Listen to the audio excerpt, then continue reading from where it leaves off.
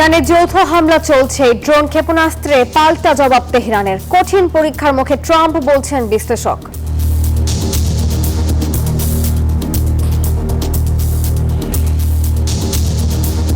ইরানের মতো দেশের শাসন ব্যবস্থা পরিবর্তন এতটা সহজ নয়। সেখানে শাসন ব্যবস্থা বেশ প্রাতিষ্ঠানিক, বিকেন্দ্রীভূত ক্ষমতার নেটওয়ার্কের সাথে বেশ বিস্তৃত। তাই ইরানও সেই সুযোগে হামলার মাত্রা বাড়িয়েছে। যুদ্ধের দামামায় দুবাই থেকে ফিরলেন ৩৭৮ বাংলাদেশি। আমেরিকান ইয়েগুলি আছে, ঘাটিগুলি আছে, ওখানে দুই জায়গায় আক্রমণ হয়েছে। আমরা যে জায়গাটা থাকি ওই জায়গাটা আক্রমণ বেশি হয়েছে। স্বাধীনতা পদক পাচ্ছেন গণতন্ত্রের আপসহীন নেত্রী খালেদা জিয়া। রাষ্ট্রীয় সর্বোচ্চ এই স্বীকৃতি পাচ্ছে আরও ১৪ ব্যক্তি ও ৫ প্রতিষ্ঠান। নির্বাহী আদেশে বাড়ল ঈদের ছুটি। পথে চাঁদাবাজি চলবে না, হুঁশিয়ারি মন্ত্রীর। যানজট এড়াতে ৪ দিন বন্ধ থাকবে ট্রাক, লরি, কাভার্ড ভ্যান। আমরা যে ইউনিয়নের যে কথা আসছিল বা আসছে, সেটাতেই উনি নিজেই স্বীকার করে রাজসাক্ষী হয়েছেন। বিএনপিকে ষড়যন্ত্র করে ক্ষমতায় এনেছেন পররাষ্ট্রমন্ত্রী, অভিযোগ ডাক্তার তাহেরের। মার্কিন সহকারী পররাষ্ট্রমন্ত্রীর সাথে জামায়াতের বৈঠক। রাজধানীর খিলগাঁওয়ে পাশের দোকানের দেয়াল কেটে দুর্ধর্ষ চুরি, প্রায় ৭০ ভরি স্বর্ণ লুট। জড়িতদের শনাক্তে কাজ করছে পুলিশ।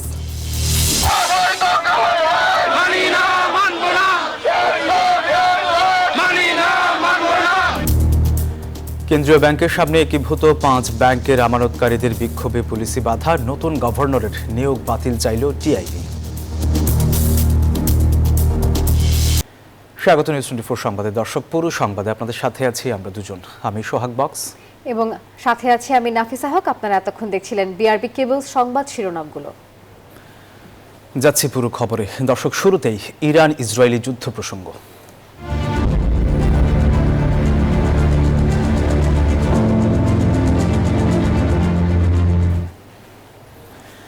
ইরানের বিরুদ্ধে টানা ৬ষ্ঠ দিনের যুদ্ধে শক্তিশালী অবস্থানে আছে যুক্তরাষ্ট্র, এমন দাবি মার্কিন প্রেসিডেন্ট ডোনাল্ড ট্রাম্পের। তবে নতি স্বীকার নয়, লড়াই চালিয়ে যাওয়ার কথা জানিয়েছে তেহরানও। মধ্যপ্রাচ্যে মার্কিন ঘাঁটি এবং স্থাপনাগুলোতে হামলা অব্যাহত রেখেছে খামেনির দেশ। আর এদিকে ইরানি ভূখণ্ডে হামলা আরও জোরদার করেছে যুক্তরাষ্ট্র এবং ইসরায়েল, আর এতে প্রাণহানি আরও বাড়ার আশঙ্কা করা হচ্ছে। বিদ্যুৎ গতিতে ছুটছে যুক্তরাষ্ট্র ইসরায়েলের যুদ্ধ বিমান। ১০০০ কিলোমিটার পাড়ি দিয়ে আঘাত হানছে ইরানে। শীর্ষ নেতাদের হত্যার পর এবার তেহরানের সামরিক সক্ষমতা ধ্বংসে উঠে পড়ে লেগেছে দুই মিত্র।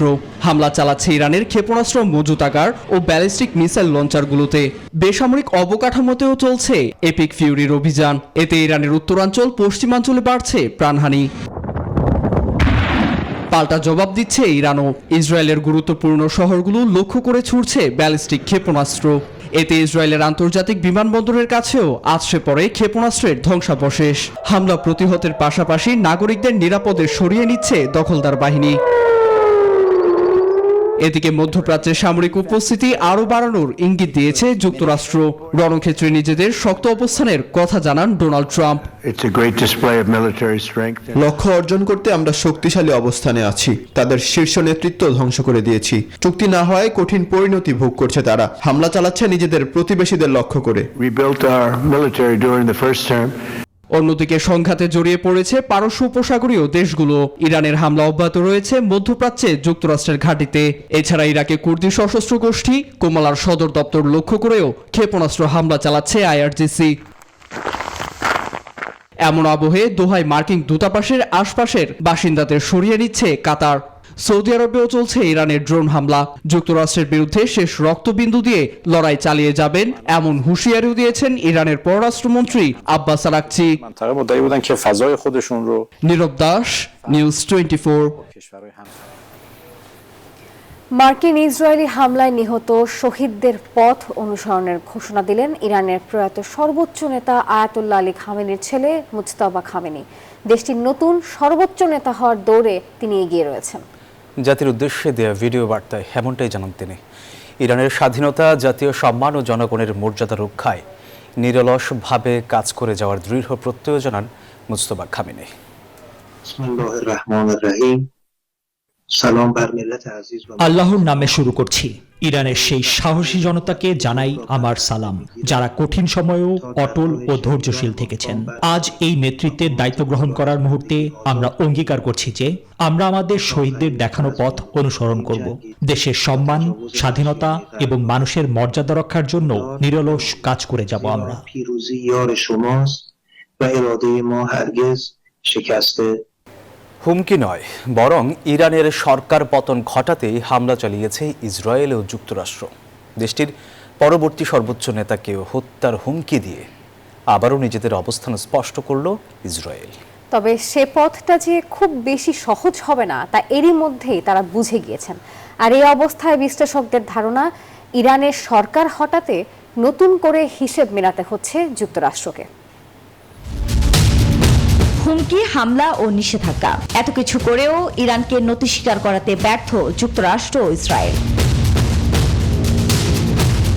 এই অবস্থায় নিজেদের লক্ষ্য বাস্তবায়নে আরো মরিয়া হয়ে উঠেছে ওয়াশিংটন ও তেল আবিব। দেশটির মেরুদণ্ড ভেঙে দিতেই সর্বোচ্চ নেতা আয়াতুল্লাহ আলী খামেনিকে হত্যা করে তারা। তবে শুধু খামেনি নয়, দেশটির পরবর্তী সর্বোচ্চ নেতাকেও হত্যার হুমকি দিয়ে আবারও নিজেদের অবস্থান স্পষ্ট করলেন ইসরায়েলের প্রতিরক্ষা মন্ত্রী ইসরায়েল কাটজ। সামাজিক যোগাযোগ মাধ্যম এক্সে তিনি লিখেন, এই সন্ত্রাসী শাসক গোষ্ঠী যাকেই নিয়োগ দেবে তাকেই টার্গেট করা হবে। তবে ইরানের সরকার পতন ঘটানোর পরিকল্পনা এরই মধ্যে ভেস্তে গেছে বলে মত বিশ্লেষকদের। এই অভিযানের ফলে ইরানের ভেতরে শাসন ব্যবস্থার পতনের জন্য যে জনরোষ তৈরি হবে বলে ধারণা করা হয়েছিল, তেমনটি ঘটেনি। উল্টো এ যুদ্ধ গোটা অঞ্চল জুড়ে ছড়িয়ে পড়েছে। ইরানের ইসলামী শাসন ব্যবস্থাও স্থিতিশীল আছে, এমনকি ইরান শত্রুপক্ষের বিভিন্ন অবস্থানে পাল্টা আঘাতও হেনে যাচ্ছে। এমন বাস্তবতায় ট্রাম্পকে চাপ দিতেই ইরান উত্তেজনা বৃদ্ধিকে কৌশল হিসেবে ব্যবহার করছে বলে মত থিঙ্ক ট্যাঙ্কারের কনসাল্টিং ফেলো গ্যালিব ডালের। ইরানের মতো দেশের শাসন ব্যবস্থা পরিবর্তন এতটা সহজ নয়। সেখানে শাসন ব্যবস্থা বেশ প্রাতিষ্ঠানিক, বিকেন্দ্রীভূত ক্ষমতার নেটওয়ার্কের সাথে বেশ বিস্তৃত। তাই ইরানও সেই সুযোগে হামলার মাত্রা বাড়িয়েছে। এ পরিস্থিতিতে ইসরায়েল ও যুক্তরাষ্ট্র তাদের পুরনো হিসেব নতুন করে মেলাতে বাধ্য হচ্ছে, এমনটাও বলছেন কেউ কেউ। আফরিন মৌ, নিউজ 24। নানা উদ্বেগ উৎকণ্ঠা পেরিয়ে আবুধাবি থেকে দেশে ফিরলেন ৩৭৮ জন বাংলাদেশি। সকালে ইউএস বাংলার 2টি বিশেষ ফ্লাইটে তারা বাংলাদেশে আসেন। যুদ্ধ পরিস্থিতিতে অনিশ্চয়তা কাটিয়ে দেশের মাটিতে পা রেখে পরিবারের সাথে পুনর্মিলনে বিমানবন্দরে তৈরি হয় আবেগ ঘন পরিবেশ। আবুধাবি ফেরত মানুষগুলো জানান, যুদ্ধ পরিস্থিতি অনেকটাই কেটে গেছে। কলিজার আকরামকে ফিরে পেয়ে 70 বছর বয়সী মা আজিজুন নাহারের খুশির সীমা নেই। যুদ্ধের মধ্যে আটকে পড়া ছেলে ফিরেছে মায়ের কাছে, এমন সাক্ষাৎ যেন অনেকটা স্বপ্নের মতোই। আমার একটাই শোনা, মানে 2টা মেয়ে, একটাই সন্তান, এই একটাই। খুশিতে কান্না চলে আসতে শুরু ভয় লাগছে, কারণ এই সময়টা আপনার আকাশে চলাচল বহুত রিস্ক। যুদ্ধ পরিস্থিতিতে দুবাই ফেরত মানুষদের পরিবার ও স্বজনরা বরণ করছিলেন উচ্ছ্বাসের সাথে। এ শুধু তাদের ফিরে পাওয়া নয়, উদ্বেগ আর উৎকণ্ঠা থেকে মুক্তি। ইরানের সাথে ইসরায়েল যুক্তরাষ্ট্রের চলমান যুদ্ধে দুবাইয়ে এক একটা মিসাইলের আক্রমণ ঘিরেছিল শঙ্কা। নানা অনিশ্চয়তার পর দেশের মাটিতে আসতে পেরে স্বস্তির কথা জানায় তারা। আপনার গ্যারান্টি নাই যে কোন সময় কোনটা পড়ে, এটা তো আর কেউ জানে না। এই সিস্টেম আমরা ছিলাম আর কি। যেহেতু দুবাই আরব আমিরাত একটা ইন্টারন্যাশনাল এয়ারপোর্ট ছিল, ওইখানে ইরানের সংঘর্ষটা একটু বেশি হয়েছিল, যার কারণে আমেরিকার কারণে তো পরিবারের আশঙ্কা ছিল খুবই দুঃখজনক। দুবাই সহ আরব আমিরাতের অন্যান্য অঞ্চলে যুদ্ধের পরিস্থিতি অনেকটাই কেটে গেছে বলে দাবি দুবাই ফেরত যাত্রীদের। আমেরিকান ইয়েগুলি আছে, ঘাটিগুলি আছে, ওখানে 2 জায়গায় আক্রমণ হয়েছে। আর আমেরিকান যারা অবস্থান করছে হোটেলগুলিতে, ওই হোটেলগুলিতে আক্রমণ করছে। এমনি সাধারণ মানুষের কোনো সমস্যা করেনি। এখানে কোনো ধরনের আতঙ্কিত না আমরা, ওখানে পরিবেশ যথেষ্ট ভালো, আমাদের কাজ সবকিছু নর্মালি। বৃহস্পতিবার সকালে শাহজালাল আন্তর্জাতিক বিমানবন্দরে ইউএস বাংলা এয়ারলাইন্সের বিশেষ ফ্লাইটে করে আটকে পড়া বাংলাদেশ নিয়ে দেশে ফিরে যুদ্ধাবস্থার মধ্যে একটা অনিশ্চিত পরিস্থিতির মধ্যেই তারা অবস্থান করছিল। সেই অনিশ্চিত পরিবেশটা থেকে তাদেরকে আসলে আমি বলবো যে সহযোগী প্রতিষ্ঠান হিসেবে ইউএস বাংলা এয়ারলাইন্স তাদেরকে দেশের মাটিতে ফিরিয়ে নিয়ে আসছে। সবকিছু মিলে হচ্ছে আমি বলবো যে সেটা আসলে বিশ্বাস, আস্থা এবং ইউএস বাংলা যাত্রীদের প্রতি, বাংলাদেশিদের প্রতি যে একটা ভালোবাসা, ভালো লাগার একটা ব্যাপার আছে, তারই প্রতিদান হিসেবে আমরা আসলে ফ্লাইটটা পরিচালনা করার জন্য উদ্যোগ নিয়েছিলাম। মধ্যপ্রাচ্যে সৃষ্ট যুদ্ধ পরিস্থিতিতে ইরান, ইরাক, কুয়েত, সংযুক্ত আরব আমিরাত, বাহরাইন, কাতার ও জর্ডান তাদের আকাশসীমা বন্ধ করে দেয়। ফলে হযরত শাহজালাল আন্তর্জাতিক বিমানবন্দর থেকে সবশেষ 34টি সহ গেল 6 দিনে বাতিল হয়েছে মোট 210টি ফ্লাইট। নাইম আলচিকো, নিউজ 24, ঢাকা। জাতীয় পর্যায়ে গৌরবোজ্জ্বল ও কৃতিত্বপূর্ণ অবদানের স্বীকৃতি হিসেবে রাষ্ট্রের সর্বোচ্চ বেসামরিক সম্মাননা পাচ্ছেন গণতন্ত্রের আপসহীন নেত্রী বেগম খালেদা জিয়া। প্রয়াত প্রধানমন্ত্রীকে মরণোত্তর স্বাধীনতা পুরস্কার দেওয়ার সিদ্ধান্ত নিয়েছে সরকার। বৃহস্পতিবার মন্ত্রিসভার বৈঠকে পদক পেতে যাওয়াদের তালিকা চূড়ান্ত হয়। আর এবারে দেখা গেছে পুরস্কার পাচ্ছেন 15 জন ব্যক্তি এবং 5টি প্রতিষ্ঠান। বাংলাদেশের রাজনৈতিক ইতিহাসের অনন্য ব্যক্তির নাম বেগম খালেদা জিয়া। দেশের প্রথম নারী প্রধানমন্ত্রী তিনি, মুসলিম বিশ্বের মধ্যে দ্বিতীয়। 4 দশকের বেশি সময় বাংলাদেশের অন্যতম বড় দল বিএনপির নেতৃত্ব দিয়েছেন তিনি। 3 দফায় 10 বছরের বেশি সময় প্রধানমন্ত্রীর দায়িত্ব পালন করেছেন। সব মিলিয়ে দেশ গঠনে তার অবদান অনস্বীকার্য, যার স্বীকৃতি দিচ্ছে রাষ্ট্র। 2026 সালের জন্য রাষ্ট্রের সর্বোচ্চ বেসামরিক পুরস্কার স্বাধীনতা পদক পাচ্ছেন বেগম খালেদা জিয়া। তাকে মরণোত্তর এই পুরস্কার দেওয়ার সিদ্ধান্ত হয়েছে মন্ত্রিসভায়। বৃহস্পতিবার মন্ত্রিসভার বৈঠকে স্বাধীনতা পুরস্কার পেতে যাওয়াদের তালিকা চূড়ান্ত হয়। স্বাধীনতা পুরস্কার 2026 তারিখে এইটার চূড়ান্ত হয়েছে। এবারে 20 জনকে পুরস্কার দেওয়া হচ্ছে। 1 নম্বরে আছেন বেগম খালেদা জিয়া, মরণোত্তর স্বাধীনতা, গণতন্ত্র, নারী শিক্ষা সহ দেশ গঠনের সার্বিক অবদানের। এবার স্বাধীনতা পদক পাচ্ছেন মোট 15 জন ব্যক্তি ও 5 প্রতিষ্ঠান। বেগম খালেদা জিয়া ছাড়াও মরণোত্তর পুরস্কার পাচ্ছেন আরো 6 জন। মুক্তিযুদ্ধের অবদানের জন্য মেজর মোহাম্মদ আব্দুল জলিল, সাহিত্যে ডক্টর আশরাফ সিদ্দিকী, সমাজসেবায় ডক্টর জাফরুল্লাহ চৌধুরী ও মেহরিন চৌধুরী, সংস্কৃতিতে বশির আহমেদ ও জনপ্রশাসনে কাজী ফজলুর রহমান। এছাড়াও বিজ্ঞান প্রযুক্তিতে অধ্যাপক ডক্টর জহিরুল করিম, সংস্কৃতিতে হানিফ সংকেত, ক্রীড়ায় জোবেরা রহমান লিনু, সমাজসেবায় সাইদুল হক, গণসেবা ও প্রশিক্ষণে মোহাম্মদ আব্দুল বাকি, অধ্যাপক ডক্টর AM রহিম, অধ্যাপক সুকুমল বড়ুয়া এবং পরিবেশ সংরক্ষণে আব্দুল মুফতি মজুমদার এ সম্মাননা পাচ্ছেন। 5টি প্রতিষ্ঠানও পাচ্ছে এবারের স্বাধীনতা পুরস্কার। মুক্তিযুদ্ধে অবদানের জন্য ফৌজদারহাট ক্যাডেট কলেজ, চিকিৎসাবিদ্যায় ঢাকা মেডিকেল কলেজ, পল্লী উন্নয়নে পল্লী কর্মসহায়ক ফাউন্ডেশন PKSF, জনসেবায় SS শিশুপল্লী ও গণস্বাস্থ্য কেন্দ্র পাচ্ছে এই পুরস্কার।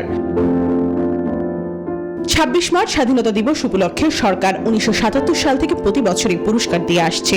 পুরস্কারপ্রাপ্ত ব্যক্তি বা প্রতিষ্ঠানকে 18 ক্যারেট মানের 50 গ্রাম স্বর্ণের পদক, পদকের একটি রেপ্লিকা, 3 লক্ষ টাকা ও একটি সম্মাননা পত্র দেওয়া হয়। স্বাধীনতা দিবসের আগে রাষ্ট্রীয় অনুষ্ঠানের মাধ্যমে প্রধানমন্ত্রী এই পদক আনুষ্ঠানিকভাবে প্রদান করেন। প্রমা চৌধুরী, নিউজ 24, ঢাকা। নির্বাহী আদেশে বাড়ল ঈদের ছুটি। 17 থেকে 23 মার্চ পর্যন্ত 7 দিনের ছুটি ঘোষণা করল সরকার। সচিবালয়ে প্রধানমন্ত্রীর সভাপতিত্বে মন্ত্রিসভার বৈঠক শেষে এসব তথ্য জানানো হয়।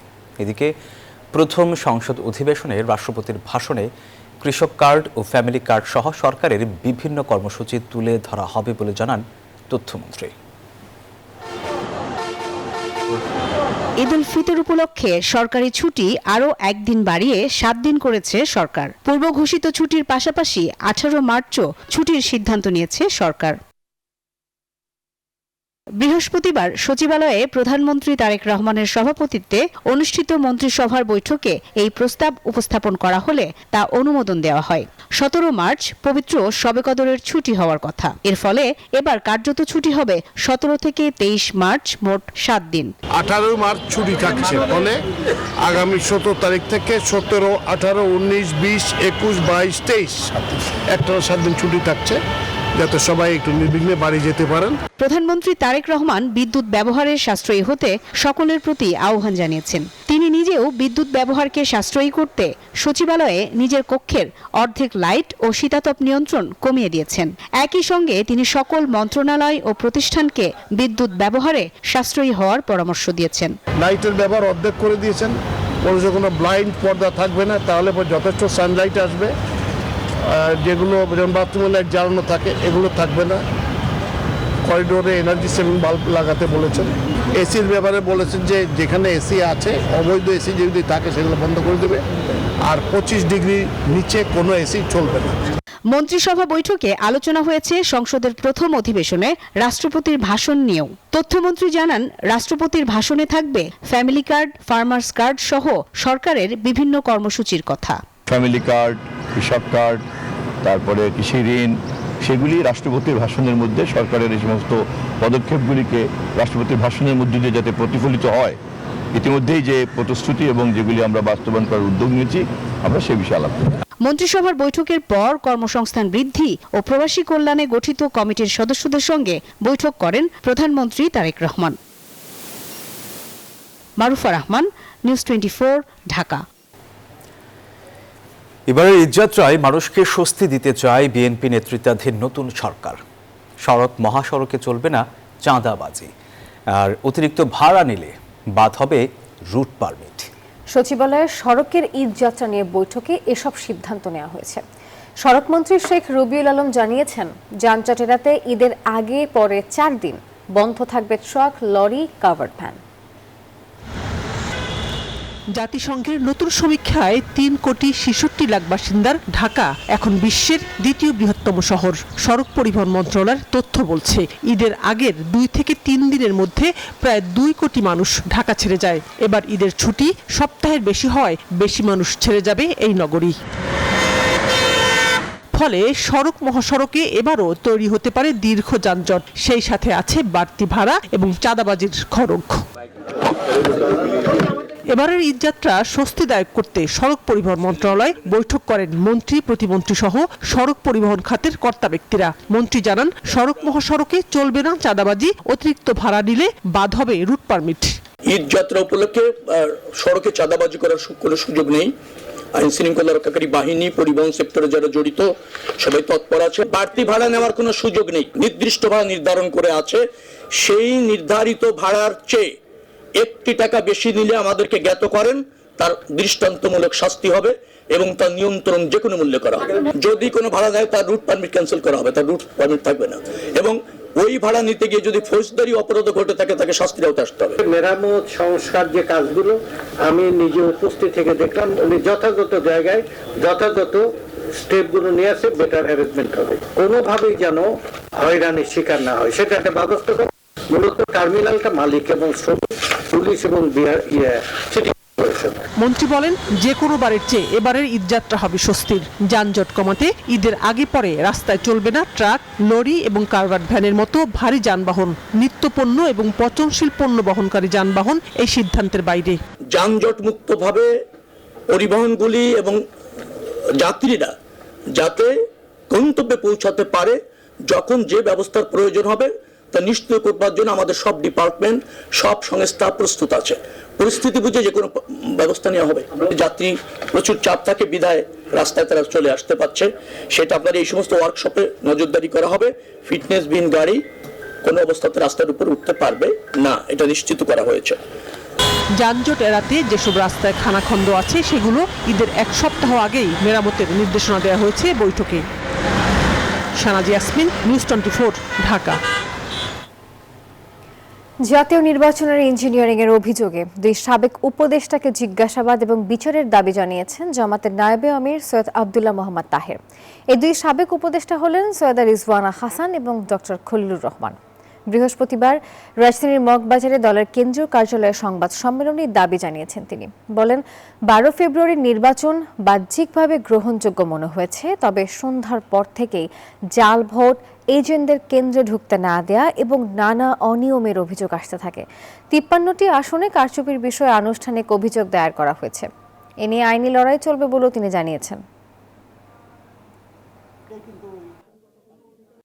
বিএনপিকে এতই তার লোকজনের সংকট আছে যে একজন বিতর্কিত ব্যক্তি যিনি ইন্টারিম গভর্নমেন্টে থাকার সময় বিএনপির নেতা সালাউদ্দিন সাহেবই তার বিরুদ্ধে বক্তব্য রেখেছিলেন এবং তাকে সরকারের থেকে বের করে দিতে বলছিলেন। উনি বিএনপির সাথে নিশ্চয়ই গোপনে এমন এক কন্ট্যাক্টে গেছেন যে তারা বিএনপির স্বার্থ সংরক্ষণের জন্য উলঙ্গভাবে ভূমিকা দিয়েছেন, যে কারণে বিএনপির আস্থাভাজন হয়ে আবার তিনি বিএনপির মন্ত্রী হয়েছেন। রাজধানীর খিলগাঁওয়ে পাশের দোকানের দেয়াল কেটে একটি জুয়েলারি দোকানে দুর্ধর্ষ চুরির ঘটনা ঘটেছে। খিলগাঁওয়ের গোরান টেম্পল স্ট্যান্ড এলাকার আশিকের রাসেল জুয়েলার্স থেকে প্রায় 70 ভরি সোনা, 150 ভরি রূপা এবং নগদ প্রায় 1.5 লাখ টাকা লুট করে নিয়ে গেছে চোর চক্র। দোকান মালিকরা দাবি করছেন এই ঘটনা লুকোতে দোকানের সিসিটিভি ফুটেজের ডিভিআরও নিয়ে গেছেন তারা। এই ঘটনায় জড়িতদের শনাক্তে পুলিশ কাজ করছে। তালা ভেঙে পাশের দোকানে ঢুকে পরে দেয়ালে সুড়ঙ্গ করে ঢুকেছে চোর। জুয়েলারি দোকান থেকে নিয়ে গেছে সব মিলিয়ে প্রায় 220 ভরি স্বর্ণ ও রূপার অলংকার। রোজার রাতে এমন দুঃসাহসিক চুরির ঘটনা শুনে কৌতূহলী মানুষ ভিড় করেছেন রাজধানীর খিলগাঁওয়ের গোড়ানে। দোকানি ও তার ভাই জানান, বুধবার গভীর রাতে কোনো এক সময় সংঘবদ্ধ চোরচক্র হানা দিয়েছিল। সকালে খবর পেয়ে এসে দেখেন সিন্দুক ভেঙে চুরি হয়ে গেছে প্রায় 70 ভরি সোনা ও 150 ভরি রূপা ও নগদ 1,40,000 টাকা। লকারের মধ্যে আমার ডিসপ্লে করা যে মালগুলো ছিল প্রায় 50 ভরি ছিল ডিসপ্লেতে, আর ভিতরে এমনিতে ছিল প্রায় 20-25 ভরির মতো। তো 70 থেকে 75 ভরি মোট স্বর্ণ ছিল, আর রূপা ছিল 150 ভরির বেশি হবে, আর টাকা ছিল 1,40,000 টাকা। সবগুলো মালই ওরা নিয়ে গেছে। সিসি ক্যামেরা ছিল, সিসি ক্যামেরা ভেঙে নিয়ে গেছে এবং সিসি ক্যামেরার যে ডিভিআর ছিল যেটাতে ভিডিও ফুটেজ ধারণ হয় সেটাও যারা আসছে তারা নিয়ে গেছে। আমরা ধারণা করতেছি যারা চুরি করছে তারা অভিজ্ঞ চোর। পরিচয় গোপন রাখতে দোকানের ভেতরের সিসিটিভি ক্যামেরা এবং ডিভিআরও সাথে নিয়ে গেছে চোরচক্র।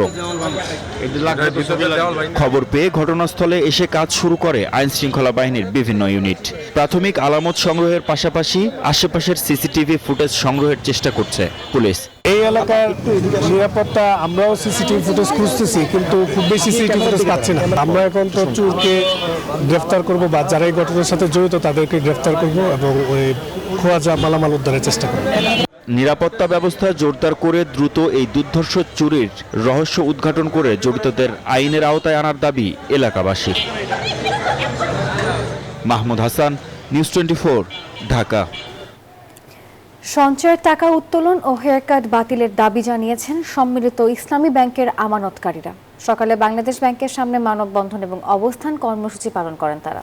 তাদের অভিযোগ, ব্যাংক লুটপাটকারীদের শাস্তির আওতায় না এনে দায় চাপানো হচ্ছে আমানতকারীদের উপর। আওয়ামী লীগ সরকারের সময় চরম তারল্য সংকট ও সুশাসনের অভাবে রুগ্ন হয়ে পড়ে ফার্স্ট সিকিউরিটি ইসলামী ব্যাংক, গ্লোবাল ইসলামী, ইউনিয়ন, এক্সিম ও সোশ্যাল ইসলামী সহ শরিয়া ভিত্তিক এই 5 ইসলামী ব্যাংক। তথ্য বলছে বর্তমানে এই 5 ব্যাংকে 75 লাখ গ্রাহকের আমানত রয়েছে প্রায় 1,42,000 কোটি টাকা। বিপরীতে ঋণ রয়েছে 1,93,000 কোটি টাকা, যার বড় অংশই এখন খেলাপি। এসব কারণে 2024 আগস্টের পর থেকে আমানতকারীদের চাহিদা অনুযায়ী টাকা ফেরত দিতে পারছে না ব্যাংকগুলো। সংকট সমাধানে নগদ 20,000 কোটি টাকা মূলধন দিয়ে করা হয় মার্জার, কিন্তু তাতেও গতি আসেনি খুব একটা। এমন বাস্তবতায় কষ্টে জমানো টাকা ফেরত দাবিতে বৃহস্পতিবার বাংলাদেশ ব্যাংকের সামনে জড়ো হয়ে মানববন্ধন ও অবস্থান কর্মসূচি পালন করেন আমানতকারীরা। আমরা চাই আমাদের হেয়ার কাট মানি না, হেয়ার কাট অবিলম্বে বাতিল করতে হবে। সাধারণ 10টা ব্যাংক যেভাবে চলে স্বাভাবিক লেনদেন করক, এটাই আমরা নতুন গভর্নর কাছে এটাই আমরা আশা করি। পরিস্থিতি নিয়ন্ত্রণে মোতায়েন করা হয় অতিরিক্ত পুলিশ। শান্তিপূর্ণ অবস্থানে বাধা নেই, তবে শৃঙ্খলা ভঙ্গ করলে আইন অনুযায়ী ব্যবস্থা নেওয়ার কথা জানায় পুলিশ। যদি কেউ শান্তিশৃঙ্খলা বিঘ্ন ঘটায়, জননিরাপত্তার যদি বিঘ্ন ঘটায়, তাহলে আমাদের আইন আলোচনা করলে সেটা হবে। তবে আমানতকারীদের আন্দোলন যৌক্তিক জানিয়ে বাংলাদেশ ব্যাংক মুখপাত্র জানান, হেয়ার কাটের বিষয়টি পর্যালোচনা করা হবে। সরকার আপনাদের প্রতি কমিটেড, আপনাদের সকল আমানত যথাসময়ে মুনাফা সহই আপনাদের কাছে ফেরত দেওয়া হবে। আরেকটি বিষয়, হেয়ার কাটের যে বিষয়টা বললেন, যাদের কাছে মানে ব্যাংক রেজুলেশন ডিপার্টমেন্ট আছে তারা বিষয়টা দেখবে এটা পুনর্বিবেচনার কোনো সুযোগ আছে কিনা। এ সময় টাকা ফেরত পেতে আমানতকারীদের ধৈর্য ধরারও আহ্বান জানান বাংলাদেশ ব্যাংকের মুখপাত্র। স্বাভাবিকভাবেই এতে ক্ষোভ প্রকাশ করা যৌক্তিক। আবি আব্দুল্লাহ, নিউজ 24, ঢাকা। দর্শক, এই ছিল নিউজ 24 সংবাদে। সঙ্গে থাকার জন্য ধন্যবাদ সবাইকে।